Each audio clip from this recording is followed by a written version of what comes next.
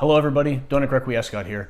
Before I get into the bulk of the argument, what I'd like to do first is lay down a ground rule. If you want to make a comment, feel free. However, please watch the entire video first, and then you may make a respectful and polite comment at the end. So in this video, I'm going to do three things. First, I'm going to give my straight answer, A or B, what I think I would do in that situation. Secondly, I'll explain why I think that's what I would do in that situation. And then third, I'd like to analyze the hypothetical situation itself. As a student of philosophy, we run into a lot of these hypothetical man on an island kind of situations.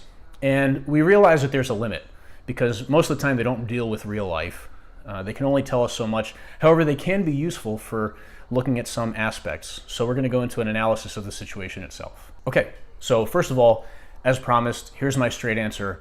I would choose A. I would save the child that I could hear screaming. Secondly, here's why. I think I would choose that because I could hear that sound. And hearing the sound of a crying child naturally creates this physical response. And that's where I would go, and I would save that child.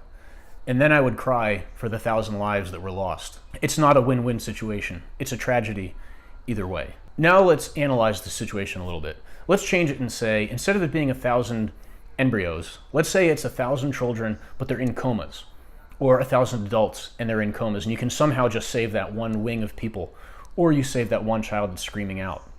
I still think I would probably go for the child that's screaming out. I can hear the anguish in that child's cry, and I would go for that.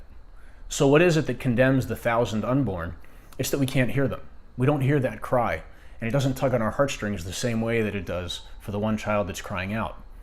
And that's why we need to fight for the unborn, because they don't have a voice. The value of a person's life does not depend on the loudness of their voice.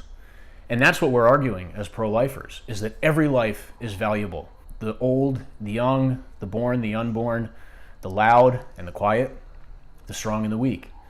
Every person has inestimable worth, regardless of how loud they are or how old they are. We would say every life has infinite dignity and worth, including yours. You, the person who is watching this, has infinite dignity and value that is God-given to you, and you are loved. In the end, it's not about valuing one life more than another or one life more than 1,000, because the fact is we would say that every life has infinite value. It's sort of a sad way to look at life, to say what's the price tag, and then say this many lives are worth more than this many. We would say every life has infinite value. And as a little math lesson in transfinite numbers, infinity plus infinity is still infinity. Infinity times 1,000 is still infinity. So it's not like 1,000 lives and one life. It's infinite dignity and worth, or infinite dignity and worth. Also, the situation is already very artificial and tragic. Those embryos are in a test tube or a vial where they're not supposed to be. They should be in the womb of their mother, next to her heart. And so it's already a sad situation to begin with. In real life, it's never a choice between this thing that's less valuable and this thing that's more valuable, these humans who have more or less dignity and worth.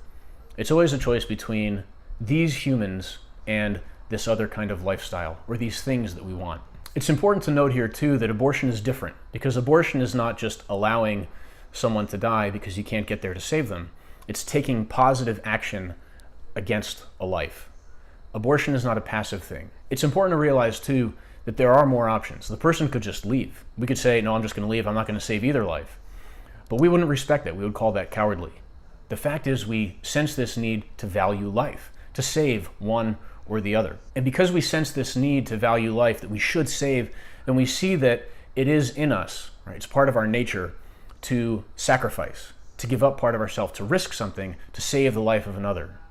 How much more so then to give life to someone else, to embrace inconvenience, whatever it might be, to give life to another human being. What a beautiful gift. Another option would be to just kill either one, to run into the room and kill the screaming child, or to run into the room and smash the vial and then run out, taking positive action to take those lives and then run out of the hospital. But we notice that that's not presented as an option, because we all understand that life is valuable. So if you've made it this far, thank you for watching. I appreciate your attention.